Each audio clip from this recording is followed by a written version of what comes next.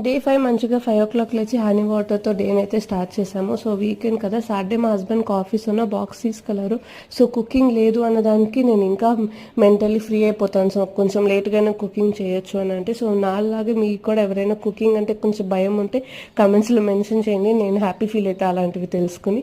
So, ఇప్పుడు నవరాత్రులు కదా! లైక్ రొటీన్ అంతా ఫాలో అయిపోయి నవరాత్రికి ట్రెండింగ్ అయితున్నాయి కలర్ డ్రెసెస్ అని చెప్పి నేను కూడా ఇవాళ గ్రే ట్రై చేద్దాం. డే 3 గ్రే అంటేను గ్రే వేసాను అనమాట ఇంట్లో ఉన్న దాంట్లో.